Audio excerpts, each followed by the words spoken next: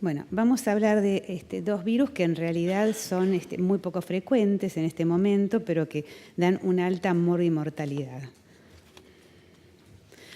Bueno, usted está de guardia, ese es el primer caso clínico, y concurre una madre con su hijo de 18 días de vida, con decaimiento, tendencia al sueño y rechazo del alimento. No refiere a alta temperatura, más bien hipotermia. Usted lo encuentra pálido, taquimneico, le controla la satometría y tiene 92, presenta cuando está revisando un episodio de convulsión tónico-clónica en miembro superior derecho que cede espontáneamente. El paciente realmente está en mal estado general. Al revisarlo, le encuentra en la zona lateral y dorsal del cuerpo escasas vesículas de reciente aparición, algunas destechadas. El chiquito es un recién nacido de término, peso adecuado, madre de 16 años, las serologías maternas previas negativas, tiene EGB negativo y no otros antecedentes. Estas son las lesiones. Esta es la placa de tórax con infiltrados intersticiales bilaterales.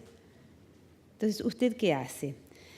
Internación y tratamiento con ampicilina y gentamina, internación y tratamiento con vancomicina más cefotaxima, internación y tratamiento con vancomicina, cefotaxima y aciclovir, o internación y tratamiento con ampicilina, gentamina y aciclovir. Pueden votar.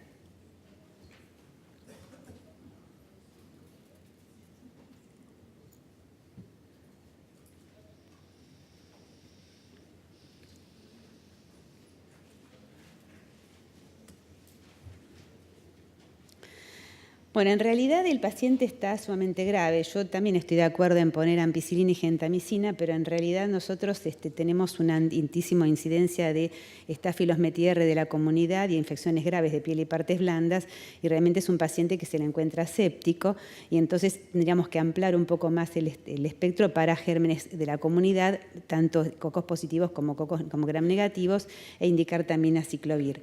Lo que sí les iba a comentar del herpes virus es que es un virus que en realidad el chico se puede contagiar tanto en el intraútero como en el postnatal, también a través de las manos de la familia o a través de la transmisión, a través de la mucosa oral, pero la mayoría de las infecciones ocurren en el contagio en el canal del parto a través de lesiones que a veces la madre ni siquiera tiene síntomas y se producen en 85%. Si hablamos de la infección intrauterina, el 5% produce alteraciones fetales importantes con microcefalia, calcificaciones cerebrales, problemas de corioretinitis con atrofia óptica y problemas en la piel con hasta aplasia cutis, hipopigmentación y cicatrices. Y dentro de la infección intraparto, que es el 85%, la replicación viral se produce en ojos, piel y boca y pueden en un porcentaje importante de casos producir viremia con una enfermedad diseminada y a su vez encefalitis, y tenemos en los 3 casos puede producirse la reactivación.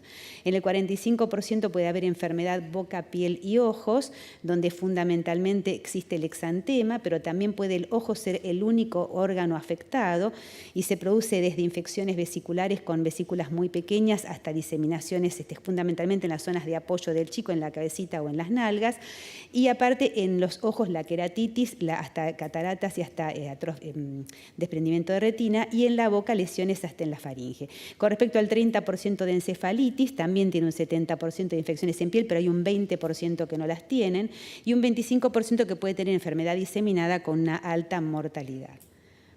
Bueno, y con respecto a la transmisión del virus al neonato, el estudio que se hizo en el año 2003, donde se habían acumulado más de 20.000 pacientes mujeres embarazadas, después se cultivó a 121 mujeres, se encontró cultivo en genitales externos con un riesgo de transmisión que depende mucho de la primoinfección o de si esto es un episodio de recurrencia en la madre.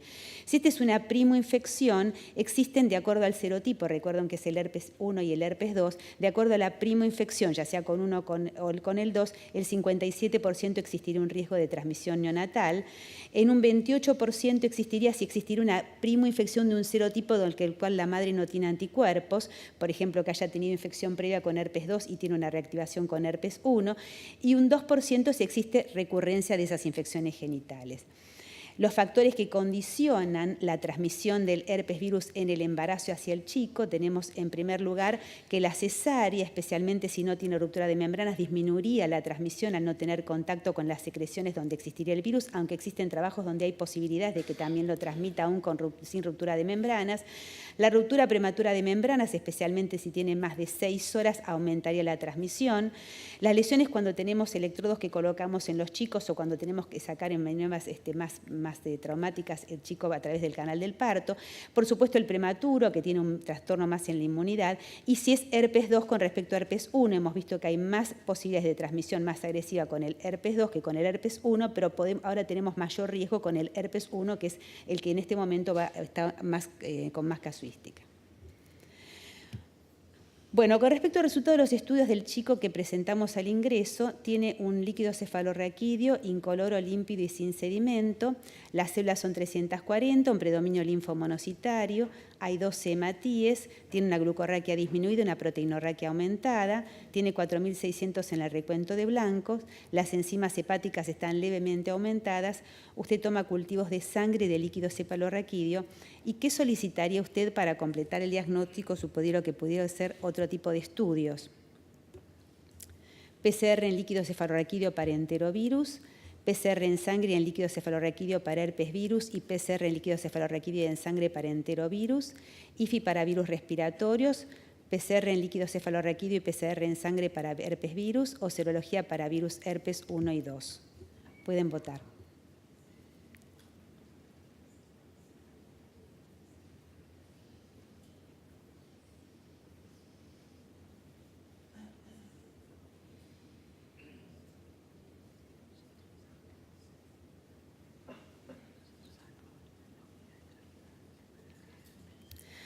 Bueno, en realidad lo que uno recomienda es hacer PCR, o sea, cadena ampliada de polimerasa en líquido cefalorraquídeo. También se puede hacer en sangre para herpes virus. En realidad, con los enterovirus sí es una cosa que podría presentarse. En realidad, los enterovirus hay algunos que producen lesiones vesiculares. Si uno piensa que este es un paciente con una sospecha de otro tipo de virus, podría solicitarla. En realidad, el chico tiene una convulsión típica, que en realidad con hipotermia, que puede también ser por virus herpes, y entonces uno tendría que pedir la PCR fundamentalmente en líquido cefalorraquídeo, que si vemos tiene una sensibilidad del 75% a 100% y una especificidad del 71 al 100%. Con respecto a otros métodos diagnósticos, cuando tenemos este tipo de lesiones vesiculares, podemos llegar a hacer el cultivo viral, que era lo que decía la doctora anterior, y ver el efecto citopático viral con la detección del antígeno. En realidad, nosotros generalmente cuando son lesiones destechadas, generalmente uno no lo puede recuperar. Y la PCR en sangre se puede hacer en el momento también y tiene también sensibilidad de un 75 a 100%. La PCR puede ser igualmente negativa, especialmente en líquido cefalorraquídeo en el primer momento, por un bajo inóculo, y uno tendría que repetirla entre tercer y quinto día si sospecha a una alta sospecha del cuadro clínico de un herpes virus. Con respecto a las definiciones de las infecciones que se transmiten a través de los herpes en los chicos, en los recién nacidos, tenemos la enfermedad de piel, ojos y boca, que es una de las más frecuentes, en un 45%, son lesiones vesiculares localizadas, tienen compromiso ocular en un importante porcentaje de los casos, y lesiones puede tener ulceradas en boca, paladar y lengua. Como dije recién, el compromiso ocular puede a veces ser uno de los únicos compromisos, aparte del de la piel. La ausencia de compromiso del sistema nervioso central, esto se ha visto que al principio puede no darlo y luego en las reactivaciones, cuando produce viremia, puede alcanzar el líquido cefalorraquídeo y producir encefalitis. Y uno más de los siguientes puntos, como aislamiento del virus en cultivos virales de las vesículas con más de 12 a 24 horas de nacimiento. Esto es importante tenerlo en cuenta porque si lo hacemos antes podemos encontrar contaminación por las secreciones vaginales maternas. Esto tiene más del 90% de sensibilidad. Positiva la PCR en sangre o plasma con más del 85% y detección del herpes con antígenos en lesiones de piel, que es sensible, muy poco menos sensible que el cultivo viral. Con respecto al compromiso del sistema nervioso central, tenemos que tener el compromiso que lo vamos a encontrar en la resonancia fundamentalmente, conjunto de hallazgos clínicos de laboratorio e imágenes. Vamos a tener una proteína C reactiva positiva en líquido cefalorraquídeo o evidencia clínica de compromiso neurológico. En los recién nacidos no es tan evidente como en los chicos más grandes, la lesión especialmente de la zona temporal o temporoparietal, sino que puede afectar toda la parte del encéfalo y puede haber incluso focos distintos en distintos lugares. Y una o varias de las siguientes, aislamiento del virus en cultivos virales de las vesículas, que ya hemos dicho con más de 24 horas de nacimiento, o positiva en sangre o en plasma con más del 85% de sensibilidad y especificidad. Y con respecto a la enfermedad diseminada, que es la más grave de todas, decimos que tiene signos clínicos de compromiso multiorgánico. Vamos a encontrar fundamentalmente hepatitis, el paciente tiene aparte sepsis y neumonía y el fallecimiento se da fundamentalmente por la insuficiencia hepática y la neumonitis. Y uno más de los siguientes características como aislamiento del virus en cultivos virales de las vesículas, positiva la PCR en plasma o en sangre y la positiva en PCR en líquido cefalorraquídeo con más del 90%. Es una sepsis viral y la detección en cultivos de piel es mucho menos sensible. El paciente este paciente nuestro presenta PCR positiva en líquido cefalorraquídeo. Usted decide medicar con aciclovir. ¿Tiene idea de a qué dosis? Aciclovir a 10 miligramos por kilo dosis cada 6 horas endovenosa por 10 días. Aciclovir a 20 miligramos por kilo por día cada 6 horas endovenosa por 10 días. Aciclovir a 20 kilodosis cada 8 horas endovenosa por un mínimo de 3 semanas. Aciclovir a 8 miligramos por kilo día cada 12 horas endovenosa por 14 días. O no medica y espera considerando que puede ser un falso positivo. Podrían votar.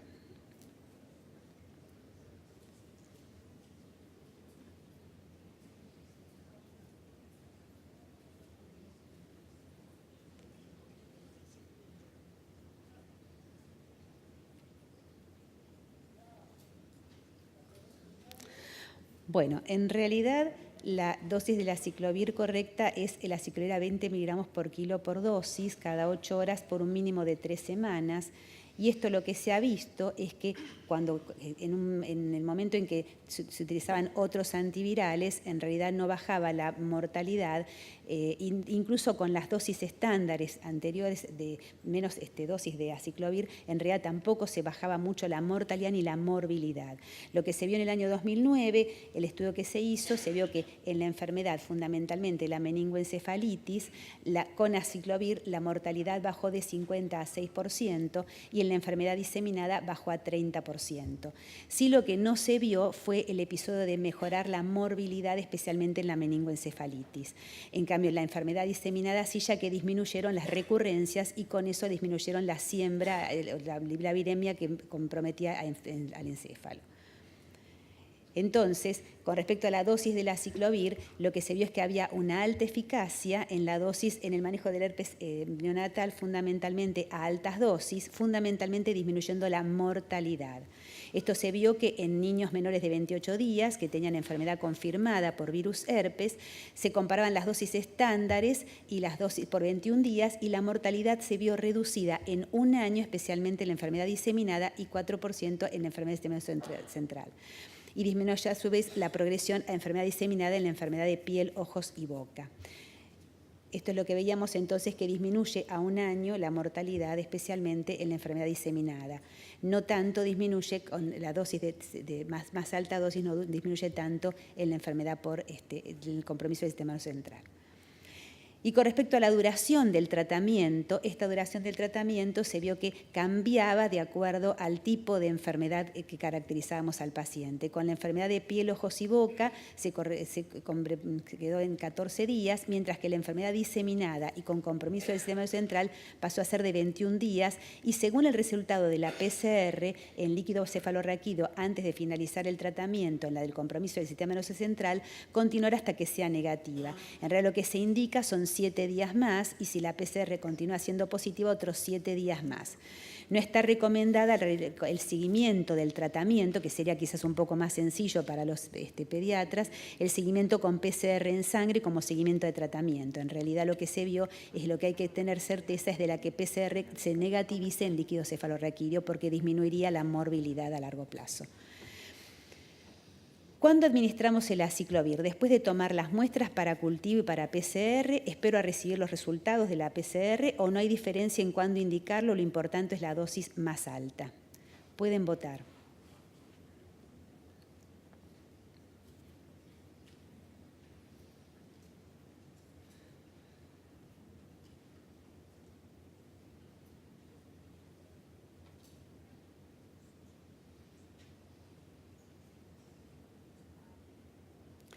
Sí, en realidad es inmediatamente luego de tomar las muestras para cultivo y PCR. Lo que se vio es que la demora del aciclovir en estado de 1086 neonatos, de menos de 28 días, el virus herpes enfermedad, si lo hacíamos entre el ingreso y entre 1 y 7 días después, la administración demorada aumentó un día la mortalidad en los chicos con una administración más temprana con un radio de 2.63.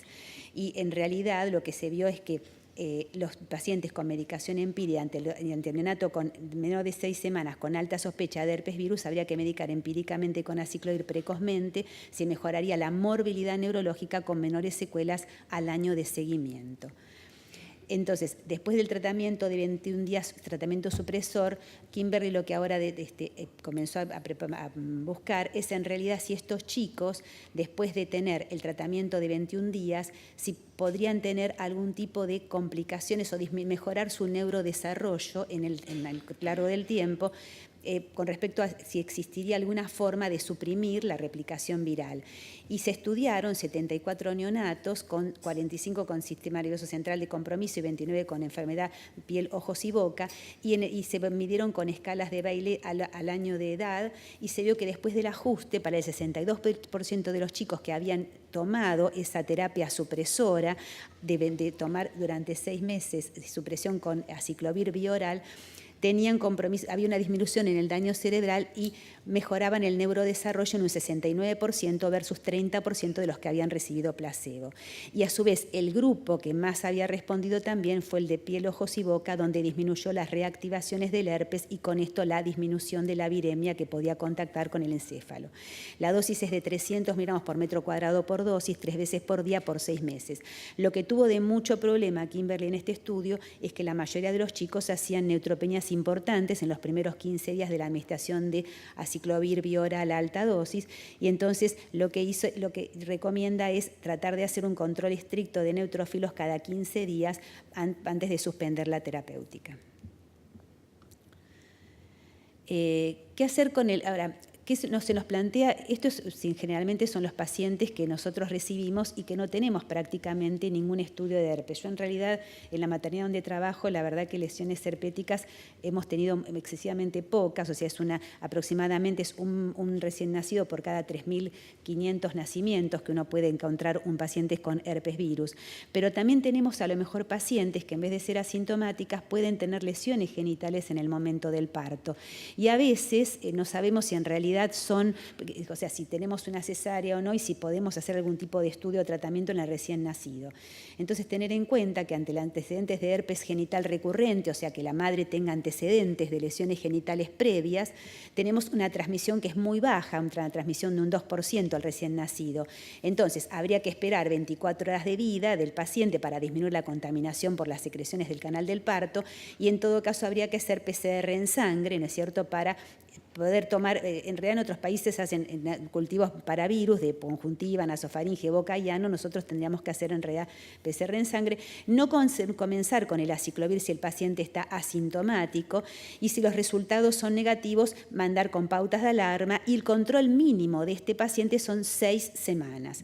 Si el resultado positivo es positivo, por supuesto tomar laboratorio y hacer todo para descartar alguna infección invasiva por herpes virus muy precoz. Con respecto a la paciente que no reconoce si tuvo lesiones herpéticas y aparece con lesiones herpéticas y tiene un parto por vaginal o por cesárea, pero está asintomático, si es el primer episodio de herpes genital, tenemos que pensar que tenemos que esperar 24 horas de vida y hacer también PCR en sangre. Y si este es el primer episodio de herpes genital, habría que estudiar al chico también con PCR en sangre, líquido cefalorraquídeo y hepatograna. Y habría que hacer tratamiento antes de las 24 horas, suponiendo que el paciente tuviera una ruptura prematura de membranas mayor de 6 horas, que fuera prematuro menor de 37 semanas, y habría que iniciar el aciclovir. Decidir el tiempo de tratamiento, si existe o no compromiso del sistema nervioso central o tratamiento de enfermedad diseminada. Estas son las últimas vías que habían salido de la Academia Americana de Pediatría con respecto al tratamiento de estas madres que tienen infecciones, que a veces pueden ser el primer episodio o la recurrencia. Para tener en cuenta entonces, con respecto a herpes neonatal, tener en cuenta ante la alta sospecha que un 59% de los pacientes no tienen fiebre. La mayoría, muchos tienen hipotermia. 45% pueden no tener exantema vesicular al momento del diagnóstico. En estas 3 presentaciones, sacando la de piel, ojos y boca, las otras tienen entre un 70 y 80% de lesiones en piel. Hay un 20 a 25% que no tienen lesiones en piel. El 59% con herpes neurológico no tiene convulsiones. La mayoría de las madres no refieren síntomas previos. Muchas madres tienen reactivaciones, especialmente en el último trimestre. La mayoría no tienen síntomas que podamos tener en cuenta, salvo por interrogatorio muy dirigido. Pensar en herpes neonatal en las primeras 6 semanas de vida. Bueno, usted ahora recibe un recién nacido con lesiones en ambos miembros inferiores, son lesiones cicatrizales, que en realidad como atróficas, y tiene alteraciones también en los miembros inferiores. Los antecedentes maternos refiere a haber tenido exantema generalizado la madre con vesículas en la semana 15, muy pruriginoso. Ella consultó al obstetra y le indicó Benadryl, asumiendo el cuadro como una reacción alérgica. No tuvo fiebre en ese momento. Al consultarle a su madre, por las dudas que ella haya tenido algún tipo de enfermedad infectocontagiosa, ella le dijo que lo único que había tenido en ella era escarlatina. ¿Qué puede llegar a tener el niño? ¿Algún problema de la piel? ¿Algún problema hereditario? ¿Algún problema infeccioso pensando que las vesículas de la madre podrían haber sido varicela? ¿O algún problema tóxico?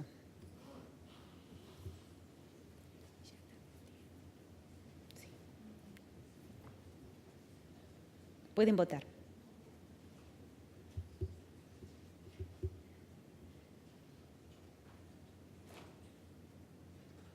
¿Estamos o se durmieron?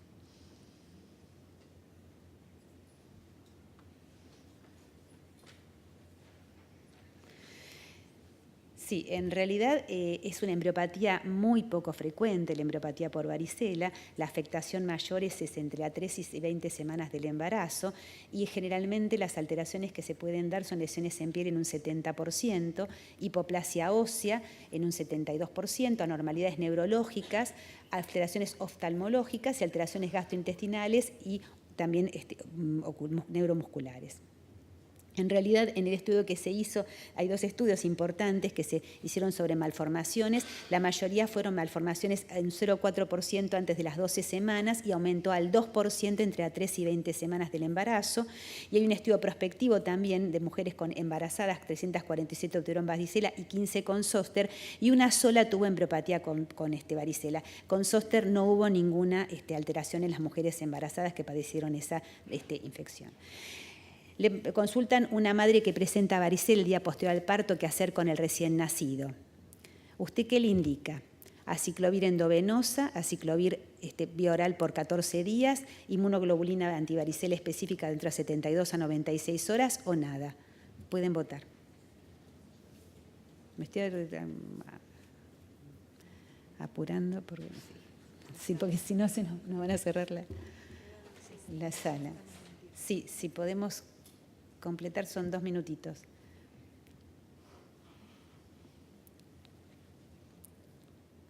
Sí, en realidad recordemos que la inmunoglobulina antivaricelosa es preferible dentro de los 7 días antes, o sea, la madre que tiene varicela entre los 7 días antes y 7 días después del parto, especialmente entre los 5 días antes del parto y 2 días después del parto.